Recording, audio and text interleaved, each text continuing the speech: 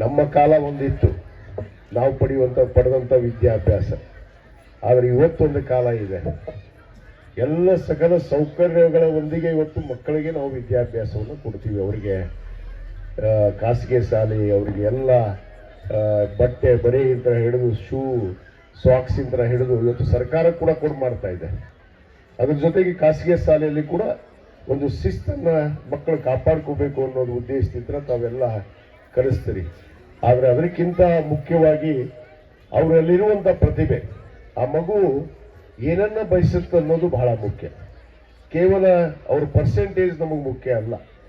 ಅವರು first rank ಬರ್ತಾರೋ, second rank ಬರ್ತಾರೋ, ಥರ್ಡ್ ರ್ಯಾಂಕ್ ಬರ್ತಾರೋ ಅನ್ನೋದು ಮುಖ್ಯ ಅಲ್ಲ. ಅವರಲ್ಲಿರುವಂತಹ ಪ್ರತಿಭೆ ಏನಿದೆಯಲ್ಲ, ಆ ಯಾವ ಕಡೆಗೆ ಅವರ ಚಿತ್ತ, ಆ ಮಕ್ಕಳು ಯಾವುದರಲ್ಲಿ ಹೆಚ್ಚಿನ ಆಸಕ್ತಿಯನ್ನು ಹೊಂದಿರ್ತಾರೆ, ಆ ಮಕ್ಕಳಿಗೆ ಆ ರೀತಿ ಪ್ರೋತ್ಸಾಹಿಸಿ ನಾವು ಅವರಿಗೆ ಮುಂತರುವಂಥ ಕೆಲಸ ನಾವು ಮಾಡಿದಾಗ ನಿಜವಾಗ್ಲೂ ನಾವು ಪಾಲಕರಾಗಿದ್ದು ಕೂಡ ಸ್ವಾರ್ಥಕತೆ ಆಗುತ್ತೆ. ಮತ್ತು ಶಿಕ್ಷಕರಿಂದ ಕೂಡ ಇವತ್ತೇನು ಬಹಳಷ್ಟು ನಾನು ವಿಶೇಷವಾಗಿ ನಮ್ಮ ಎಲ್ಲ ಶಿಕ್ಷಕರಿಂದ ಗುರುಮಾತೆಯರಿಗೆ ಈ ವೇದಿಕೆ ಪರವಾಗಿ ನಾನು ಅಭಿನಂದನೆಯನ್ನು ಸಲ್ಲಿಸ್ತೇನೆ. ಯಾಕಂದ್ರೆ ಬಹಳ ಅದ್ಭುತವಾಗಿ ಒಂದು ಮಕ್ಕಳಿಗೆ ಏನು ಸಾಮಾನ್ಯ ಪ್ರಜ್ಞೆ ಇರುವಂತ ಆ ನಿಟ್ಟಿನಲ್ಲಿ ಇವತ್ತು ಬಹಳಷ್ಟು ಜನ ನಾನು ನೋಡ್ತೀನಿ, ಇವತ್ತು ಕಾಲೇಜು ಡಿಗ್ರಿ ಓದ್ತಾ ಇದ್ದಾರೆ. ಯಾರು ನಮ್ಮ ದೇಶದ ಪ್ರಧಾನಿ ಅಂದ್ರೆ ಹೇಳಕ ಬರುವುದಿಲ್ಲ. ಅಮೆರಿಕ ಪ್ರಧಾನಿ ಹೆಸರು ಹೇಳ್ತಾರೆ, ನಮ್ಮ ಮುಖ್ಯಮಂತ್ರಿ ಯಾರಂದ್ರೆ ಅವರು ಬೇರೆ ರಾಜ್ಯದ ಮುಖ್ಯಮಂತ್ರಿಗಳನ್ನ ಹೆಸರನ್ನ ಹೇಳೋದನ್ನ ಮಾಧ್ಯಮದಲ್ಲಿ ನಾನು ನೋಡಿದ್ದೀನಿ. ಅದಕ್ಕೆ ಅಷ್ಟು ಪ್ರಜ್ಞೆ ಇರಲಾರ್ದಂತ ಇವತ್ತು ಈ ಒಂದು ಕಾಲ. ಯಾಕಂದ್ರೆ ಇದಕ್ಕೆ ಹೇಳ್ತಾರೆ, ಇದು ಕಲಿಯುಗ ಅಂತೇಳಿ. ಈ ಕಲಿಯುಗವೇ ಆಗಿದೆ. ಅದಕ್ಕೆ ನಾನು ಶಿಕ್ಷಕರೊಂದಕ್ಕೆ ಇವತ್ತೇನು ಅದ್ಭುತವಾಗಿ ತಾವು ಏನು ಚಿಕ್ಕ ಮಕ್ಕಳಿಗೆ ಇನ್ನು ಬಾಲಕ ಏನು ನಾವು ಬಾಲವಾಡಿ ಅಂತ ಹೇಳ್ತಿದ್ವಿ, ನರ್ಸರಿ ಇರುವಂತ ಮಕ್ಕಳಿಗೆ ಇವತ್ತು ಅದ್ಭುತವಾಗಿ ತಾವು ಎಲ್ಲ ವಿಚಾರಗಳನ್ನ ಹೇಳಿಕೊಡುವಂತ ಕೆಲಸ ಈ ಒಂದು ಶಾರದಾ ಶಿಕ್ಷಣ ಸಂಸ್ಥೆಯಲ್ಲಿ ಇವತ್ತು ನಡೀತಾ ಇರೋದು ನಿಜವಾಗ್ಲೂ ನನಗೆ ಬಹಳ ಸಂತೋಷವನ್ನು ತಂದಿದೆ ಅನ್ನೋ ಮಾತನ್ನು ನಾನು ಹೇಳಕ್ಕೆ ಇಚ್ಛೆ ಪಡ್ತೇನೆ. ಅದಕ್ಕೆ ಇದನ್ನ ತಾವು ಮುಂದುವರಿಸಿಕೊಂಡು ಹೋಗಬೇಕು. ಆ ಮಕ್ಕಳಿಗೆ ಎಲ್ಲ ರೀತಿ ಸಾಮಾನ್ಯ ಕನಿಷ್ಠ ಪ್ರಜ್ಞೆಯನ್ನು ಹೊಂದುವಂತ ನಿಟ್ಟಿನಲ್ಲಿ ಆ ಮಕ್ಕಳಿಗೆ ನಾವು ಅರಿವಾಗುವ ನಿಟ್ಟಿನಲ್ಲಿ ನಾವು ಪಾಠವನ್ನು ಮಾಡಬೇಕಾಗತ್ತೆ. ಕೇವಲ ಪಠ್ಯ ಪುಸ್ತಕ ಪುರಾಣ ಪುಣ್ಯಕಥೆ ಅಂತ ಹೇಳೋದ್ರಿಂದ ಅರ್ಥ ಇಲ್ಲ. ಇವತ್ತು ನಾನು ಒಂದು ಮಾತನ್ನು ನಮ್ಮ ಶರಣಮ್ಮಗೆ ವಿನಂತಿ ಮಾಡಿಕೊಂಡೆ. ನಮ್ಮ ಮಕ್ಕಳಿಗೆ ಕಾನೂನಿನ ಅರಿವು ಬೇಕು.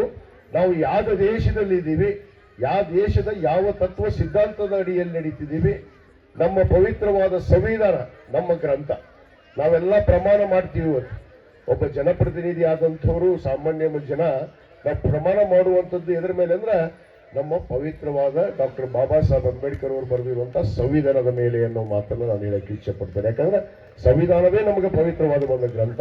ಆ ಸಂವಿಧಾನದಲ್ಲಿ ಇರುವಂತಹ ಅನೇಕ ಪೀಠಿಕೆಗಳನ್ನ ನಮ್ಮ ಮಕ್ಕಳಿಗೆ ಈಗಿಂದ ತಾವು ಅರಿವನ್ನು ಮೂಡಿಸೋದಕ್ಕೆ ಸಾಧ್ಯ ಆದರೆ ಅವರು ಈ ದೇಶದ ಒಬ್ಬ ಒಳ್ಳೆಯ ಪ್ರಜೆಯಾಗಿ ಈ ದೇಶವನ್ನು ಮುನ್ನಡೆಸುವಂತ ಪ್ರಜೆಗಳಾಗೋದಕ್ಕೆ ಸಾಧ್ಯ ಇದೆ. ಆ ನಿಟ್ಟಿನಲ್ಲಿ ಮಕ್ಕಳಿಗೆ ಈ ಒಂದು ಏನು ಜನರಲ್ ನಾಲೆಜ್ ಅಂತ ಹೇಳ್ತೀವಿ, ಕನಿಷ್ಠ ಪ್ರಜ್ಞೆ, ಕನಿಷ್ಠ ಅವರಿಗೆ ತಿಳುವಳಿಕೆಗಳನ್ನ ಹೇಳುವಂತ ನಿಟ್ಟಿನಲ್ಲಿ ಈ ಸಂಸ್ಥೆ ಏನು ಮುನ್ನಡೀತಾ ಇದೆ ಇದೇ ರೀತಿ ಮುನ್ನಡಿಬೇಕು. ಇದೇ ರೀತಿ ಈ ಸಂಸ್ಥೆ ಇನ್ನೂ ಅತ್ಯುತ್ತರವಾಗಿ ಬೆಳೀಲಿ. ನಮ್ಮ ಶರಣಮ್ಮ ಅವರು ಮುಖ್ಯ ಗುರುಗಳು. ಇವತ್ತೇನು ಬಹಳ ವರ್ಷದಿಂದ ಮಕ್ಕಳಿಗೆ ಪಾಠವನ್ನ ನನ್ನ ಮಕ್ಕಳಿಗೆ ಕೂಡ ಪಾಠ ಮಾಡ್ಯಾರ. ಬಹುತೇಕ ನನ್ನ ಮಕ್ಕಳು ಅವ್ರು ಹೇಳಿದಂಗೆ ಕೇಳಿದ್ರೆ ಬಹಳ ಶಾಗರ ಹಾಕಿದ್ರು. ಬಹುತೇಕ ನನ್ನ ಮಕ್ಕಳಿಗೆ ಪಾಠವನ್ನು ಮಾಡಿದಂತ ಶರಣಮ್ಮ ಅವರು ಈ ಸಂಸ್ಥೆಯನ್ನ ಇವತ್ತು ತಾವೆಲ್ಲ ಸೇರ್ಕೊಂಡು ಹುಟ್ಟಾಕಿ ಈ ಸಂಸ್ಥೆಯನ್ನ ಏನು ಒಂದು ಒಳ್ಳೆಯ ನಿಟ್ಟಿನಲ್ಲಿ ಮಕ್ಕಳಿಗೆ ಒಳ್ಳೆಯ ಗುಣಮಟ್ಟದ ಶಿಕ್ಷಣವನ್ನು ಕೊಡೋದಕ್ಕೆ ತಾವು ಮುಂದಾಗಿದ್ದೀರಿ. ತಮಗ ಚಿತ್ತರಿಗೆಯ ಚಿಜ್ಯೋತಿ ಪರಮ ಪೂಜ್ಯ ವಿಜಯ ಮಾಂತಪ್ಪಗಳು ಮತ್ತು ಗುರುಮಾಂತಪ್ಪಗಳು ಡಾಕ್ಟರ್ ಮಾಂತಶಿವಗಳ ಸದಾ ಆಶೀರ್ವಾದ ಇದೆ. ತಮ್ಮ ಸಂಸ್ಥೆ ಇನ್ನೂ ಎತ್ತರವಾಗಿ ಬೆಳೀಲಿ. ಈ ಸಂಸ್ಥೆ ಒಂದು ಹೆಮ್ಮರವಾಗಿ ನಮ್ಮ ನಾಡಿನಲ್ಲೇ ಒಂದು ಶ್ರೇಷ್ಠ ಸಂಸ್ಥೆಯಾಗಿ ಅನಿಸ್ಕೊಳ್ಳಿ ಅನ್ನೊಂದು ಮಾತನ್ನು ಕೂಡ ನಾನು ಈ ಸಂದರ್ಭದಲ್ಲಿ ಹೇಳಕ್ಕೆ ಇಚ್ಛೆ ಪಡ್ತೇನೆ.